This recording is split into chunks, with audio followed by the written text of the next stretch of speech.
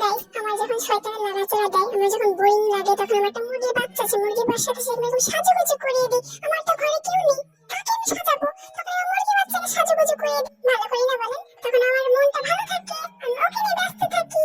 আর আমার অবশ্যই আপনারা জানাবেন যে আমার মুরগির বাচ্চাটা দেখতে কেমন, ঠিক আছে? অবশ্যই বলবেন অনেক সুন্দর, ঠিক আছে? আমার খারাপ বলবেন না, তখন আমার মনটা খারাপ হয়ে যাবে, ঠিক আছে গাইস? আর গাইস আমার মুরগির বাচ্চাকে নিয়ে না আমি একটু গ্রামের বাড়িতে গিয়েছিলাম। গ্রামের যে অনেক নোংরা হয়ে গেছে, এই জন্য ওকে আমি একটু ক্লিন করে দিচ্ছিলাম, তাই আমি সুন্দর করে টিস্যু দিয়ে মুছিয়ে দিচ্ছিলাম। আমার মুরগির বাচ্চা দিন দিন শুধু দুষ্ট হয়ে যাচ্ছে, এত পরিমাণ তুত্তুর করে, এক জায়গায় স্থির থাকে না। আর ধরে চেপে পরিষ্কার করে দিচ্ছি। আমার পাগুলো প্রচুর পরিমাণে নোংরা হয়ে গেছিল। আর এত বড় নখ, আমি নখ রাখবো? আমার মুরগির বাচ্চা কেন নখ রাখবে? আমি তো নখগুলো কেটে দিতে চেয়েছিলাম, কিন্তু মা বলে যেন নখ দিয়ে ছড়িয়ে ছিটিয়ে তারপরে খাই, এর জন্য আমি আর দেইনি। যে ও যদি না খায় তখন তো বাঁচবে না, তখন তো আমি খুব কান্না করবো আবার। ও তো আর চুল আশ্রাতে পারে না, এই জন্য আমি ওকে আশ্রয় দিচ্ছিলাম। কিন্তু আশ্রয় সময় এত পরিমাণে তুত্তুর করতেছিল, কিন্তু পরবর্তীতে বুঝলাম একটু ভালোই লাগতেছিল, চুপচাপ ছিল একটু। সব জায়গায় সুন্দর করে এপিট ওপিট করে আশ্রয় দিচ্ছিলাম, কিন্তু এত পরিমাণে তুত্তুর করে যে বাবারে বাবা, সব আচরণ নষ্ট হয়ে যায়। এই তো দৌড় হয়ে গেছে, দেখেন দেখেন, বিশেষ করলেন তো কি পরিমাণ ফাজি হয়ে গেছে। তারপর আর কি বডি ক্রিমটা দিয়ে দিচ্ছিলাম।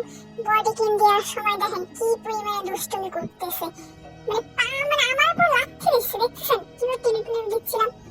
এখন ভাই অনেকের মনে হতে পারে একটা মুরগির বাচ্চা নিয়ে এত পরিমাণে ঢং করতেছে এই মেয়ে। এরপর আমি ফেস ক্রিমটা দিয়ে দিই তাকে। আর অনেকে এটাও মনে হতে পারে যে ব্রাল না পুষে আমি মুরগি পুষতেছি। ভাই মুরগির বাচ্চা যখন ছোট ছিল তখন আমি বাসার নিচে গিয়েছিলাম, তখন দেখতে এত পরিমাণে কিউট ছিল, তখন আমি ওইটাকে কিনে নিয়ে আসি। আর আমার এইসব কাজ দেখে অনেকেরই মনে হতে পারে যে আমি ঢং করতেছি। আসলে ভাই আমার যে জিনিসটা ভালো লাগে, আমি যাদেরকে ভালোবাসি তার প্রতি আমি তো এমনই করবো, তাই না? তারপরে বডি ক্রিমটা সুন্দর করে দিলাম, দিয়ে তারপর দেখেন আবার তুত্তুর করতে করতে আর সেই চুলগুলোই নষ্ট করে ফেলছে। আবার সুন্দর করে আঁচিয়ে দিচ্ছিলাম। এরপর আমি একটু পারফিউম দিতে যাই, দেখো পারফিউমটা আমি উল্টা ভাবে দিচ্ছি, তাই তো বলে আমার হাতে কি পানি পানি লাগছে। পরে এবার ঠিক করে দিলাম। দেখো আমরা রেডি টেডি হওয়ার পরে সাধারণত পারফিউম দিই শেষে একদম, তো ওকে আমি একদম লাস্ট স্টেপে পারফিউম দিচ্ছিলাম। ও তো তারপর আবার সুন্দর কাজটা দিয়ে আবার এলোমেলো হয়ে যায়।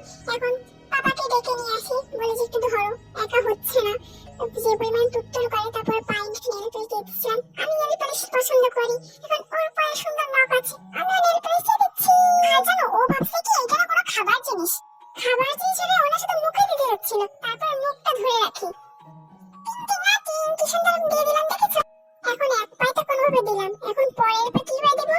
ওরে বাবা রে বাবা, কিভাবে যে দিতে হয়েছে, ধরে বাঁধতে দিতে হয়েছে ওকে।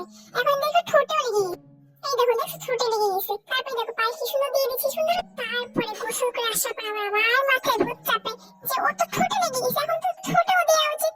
ওর তো লিপস্টিক দিলে